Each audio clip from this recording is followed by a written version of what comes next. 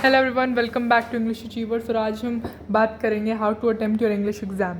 जो कि इंग्लिश का एग्ज़ाम होता है वो काफ़ी लेंदी रहता है कई बार, और आपके कई सारे क्वेश्चंस छूट भी सकते हैं। तो सबसे पहली बात तो आपको अगर अपना इंग्लिश का एग्ज़ाम सही टाइम में कंप्लीट करना है, अच्छे से कंप्लीट करना और अच्छा उसमें स्कोर लेना है, बिकॉज लैंग्वेज में कई बार अच्छा स्कोर नहीं आ पाता।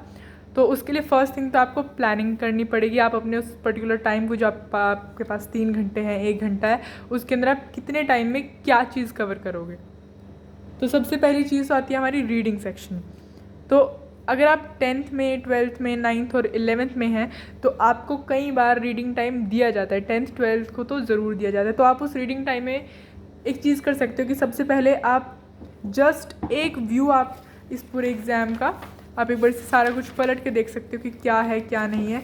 और क्योंकि उस टाइम एक तो आप ये डिसाइड कर सकते हो कि जो आपकी रीडिंग सेक्शन है, उस रीडिंग सेक्शन के अंदर जो चॉइसेस हैं उनमें से आपको क्या चीज़ करनी है, क्या आपके लिए फिजिबल ऑप्शन रहेगा।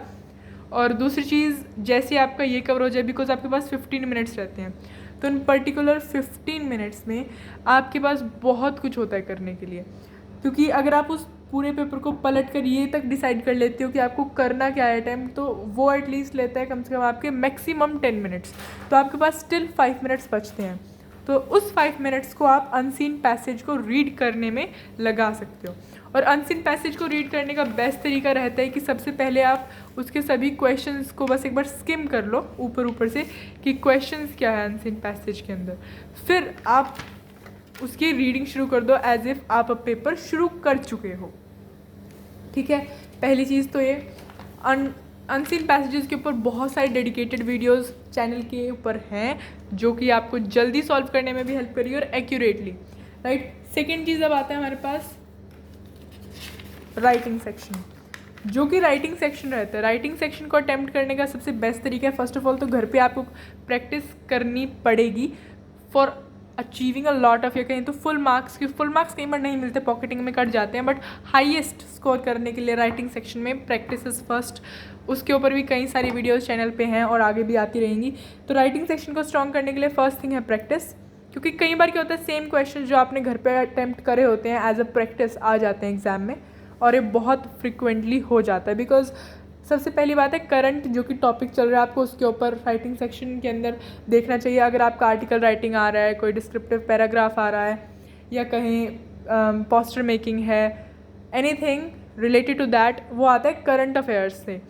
करंट से मैं नहीं कह रही आप न्यूज़ देखो, बट एज अ जनरल जो कि आपकी सराउंडिंग में चल रहा है। फॉर एग्जांपल, जब लॉकडाउन पीरियड था तो कोविड-19 के ऊपर बहुत सारी चीज़ें आ रही थी।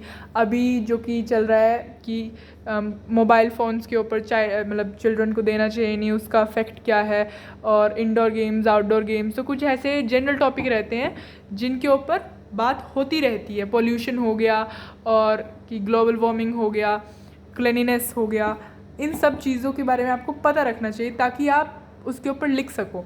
अगली चीज़ है राइटिंग को स्ट्रॉन्ग करने के लिए, वो है, देखो एक साथ आप बहुत सारी वोकैबुलरी याद नहीं कर सकते। तो इसका एक इलाज है कि आप जो भी पढ़ रहे हो, अगर आपने अब तक ये चीज़ इम्प्लीमेंट नहीं की है तो try to do it from now. तो आप जो भी पढ़ रहे हो उसके बारे में आप बहुत ही डिटेल्ड तरीके से पढ़ो कि आपको वो चीज़ बहुत लंबे टाइम तक याद रहे। तो ये क्वेश्चन एज अ सैम्पल आप ले सकते हो। तो एक तो चीज़ें आपको वो थोड़ा लंबे टाइम तक याद रहनी चाहिए, और कोई भी वर्ड है उसका मीनिंग ज़रूर चेक करो। मे बी वो आपको लाइक शॉर्ट टर्म के लिए याद रहे, बट एटलीस्ट आप अपनी तरफ से एफर्ट डालो कि आप उस चीज़ को समझ रहे हो। किसी भी चीज़, चैप्टर को पढ़ना है, किसी भी चीज़ को पढ़ना है, स्टोरी को पढ़ना है, उसको इंटरेस्ट लेके पढ़ो, और जिस तरीके से पढ़ रहे हो वो ये चेक करो कि। और नेक्स्ट आता है अपना फॉर्मेट। आप ध्यान से पहले ही प्रैक्टिस कर लो फॉर्मेट की, बिकॉज कई बार कंटेंट तो आपको ऑन द स्पॉट लिखना पड़ता है, और वो तो धीरे धीरे आपकी कंटेंट डेवलपमेंट होती रहती है कि आपका मतलब राइटिंग का स्टैंडर्ड बढ़ता रहता है as you practice, as the time flies. क्योंकि जैसे जैसे आपकी स्टैंडर्ड बढ़ता है, आपकी क्लास बढ़ती है, आई मीन, तो आपका राइटिंग का स्टाइल भी सुधरता रहता है अगर आप हर चीज़ को डेडिकेशन के साथ कर रहे हो। राइट, नेक्स्ट आता है हमारा grammar section. Grammar section by the time, क्योंकि 10th स्टैंडर्ड का एग्ज़ाम है, तो इस टाइम तक आपकी इंग्लिश काफ़ी हद तक बेस ले चुकी होती है। तो आप अगर बिना ग्रामर की प्रैक्टिस करे भी जा रहे हैं, लेकिन द मेन थिंग इज़ कि करनी तो देखो चाहिए ही। पहले से अगर आप थोड़ा पढ़ते रहें, थोड़ी बहुत फिलअप्स करते रहें, कि फिल इन द ब्लैंक्स आ रहे हैं और एरर करेक्शन वगैरह आ जाता है, तो ये सब आपको पहले से ही करना चाहिए। फिर ग्रामर आपकी बेस उस टाइम तक ले चुकी होती है, तो आपको मतलब फर्स्ट टाइम में आंसर क्लिक हो जाता है मोस्ट ऑफ द टाइम, और नहीं होता तो लीव द क्वेश्चन, उसको एंड में आके देखो, बिकॉज उसके बाद आपकी ये चीज़ चली जाती है कि मेरा पेपर अभी हो चुका है, I have time to now solve it, right. और रेफरेंस बुक्स आप ट्राई कर सकते हो ग्रामर की। नेक्स्ट हमारा आता है लिटरेचर पार्ट। लिटरेचर पार्ट कई बार बच्चे पहले करते हैं, अनसीन पैसेज वगैरह, जो मतलब अगर हम पेपर को उल्टा शुरू करें तो सबसे पहले लिटरेचर पार्ट आता है, उसके बाद ग्रामर आता है, फिर writing and then reading portion. But अगर आपका जो आप दोनों चीज़ों को एक बार ट्राई कर सकते हो एग्ज़ाम में कि आपको कौन सा सूट कर रहा है।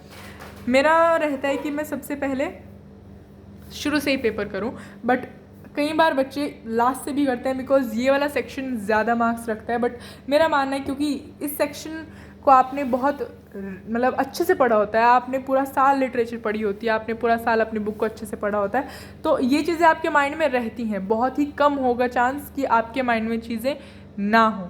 बट जो कि अनसीन पैसेज है, राइटिंग पोर्शन है, ग्रामर को लें हम, ये आपको उस टाइम पे आपको अपने उस वक्त के हिसाब से आपने आंसर्स को निकालना है, राइटिंग पोर्शन को उस वक्त सोच के लिखना है, तो ये सब तो उसी वक्त आना है। तो क्यों ना जब शुरू में माइंड क्लियर है, शांत है, तो पहले उसे कर लिया जाए। बट अगर आप मार्क्स को प्रेफरेंस दे रहे हो तो लिटरेचर को आप पहले कर सकते हो। और लिटरेचर के आंसर्स बनाने के लिए फर्स्ट थिंग तो अगर हम NCERT की बात करें, ये दूसरा कोर्स है जो B कोर्स रहता है इंग्लिश का। अगर हम NCERT की बात करें, किसी बुक की बात करें इंग्लिश के अंदर, एक तो आपको अच्छे से चैप्टर रीडिंग करनी चाहिए। चैप्टर को इस तरीके से पढ़ो कि आप किसी को समझा रहे हो, एज एग्जामिनर उसे पढ़ो। और दूसरी बात है कि जब आंसर राइटिंग कर रहे हो तो कई बार क्या होता है कि कुछ तो बैक से ही आ जाते हैं। बट एक टिप है कि जब भी आप अपने एग्ज़ाम शुरू करो, जैसे इसके अंदर मार्जिन बने हुए हैं, दोनों साइड एक तो पेंसिल से लाइन खींच लो, इवन इफ़ वो मैथ का पेपर नहीं है। बिकॉज एक तो इसके दो बेनिफिट रहते हैं। फर्स्ट बेनिफिट कि एक तो आपका पेपर थोड़ा सा कंसिस्टेंट लगता है, काफ़ी मैनेज्ड लगता है। दूसरा ये है कि आप वहाँ पे पॉइंट्स बना सकते हो। लाइक अगर मेरा ये वाली चीज़ वो साइड लाइन है तो मैं यहाँ पे पॉइंट्स बना सकती हूँ कि मान लो कोई भी है क्वेश्चन, मैंने सोचा कि इस क्वेश्चन के अंदर क्या क्या लिखना चाहिए। लाइक 6 मार्क्स के क्वेश्चन आते हैं, जो 8 मार्क्स के क्वेश्चन आते हैं, तो पहले आप एक बार क्वेश्चन को पढ़ो, अच्छे से एनालाइज करो आपने उसको, किस चैप्टर में क्या पढ़ा, कितना पढ़ा। तो अगर आपने चैप्टर को अच्छे से पढ़ा होता है तो आप उस पूरे चैप्टर को पेज वाइज पलट सकते हो अपने माइंड के अंदर, हर चीज़ को कलेक्ट करने के लिए। तो आप यहाँ पे पॉइंट ले सकते हो, जैसे कि wanted to do anything just in rough writing, ताकि आपको समझ आना चाहिए। बिकॉज ये रफ की तरह भी यूज़ हो सकता है और एज अ मार्जिन लाइन आप उसे यूज़ कर रहे हो। एक जब आपके पास टाइम बचता है तो अपने एग्ज़ाम के अंदर लाइन लगा दो, अगर टाइम बचता है, वरना तो दो लाइन छोड़ के एक लाइन भी छोड़ो, बट साफ पेपर लिखो ताकि जो एग्जामिनर है उसे पढ़ने में दिक्कत ना दो आप, ठीक है। और बाकी तो यही रहता है। राइटिंग पोर्शन के अंदर एक बात और बताने की है कि हर बार नए पेज से शुरू करो। अगर नोटिस है तो ऐसा ना हो कि आप आधा बॉक्स इधर लगा रहे हो, फिर आधा बॉक्स आप अगले पेज के ऊपर लगा रहे हो। तो यही था, आप अगर इंग्लिश के एग्ज़ाम आपको अच्छे से अटेम्प्ट कैसे करना चाहिए। होप है आपको वीडियो अच्छी लगी होगी और नेक्स्ट वीडियोस में ऐसे मिलते हैं। Thank you, have a good day ahead. आपके कमेंट्स मोस्ट वेलकम है, आपको कुछ भी पूछना है या anything suggestion for the next video. Thank you, bye.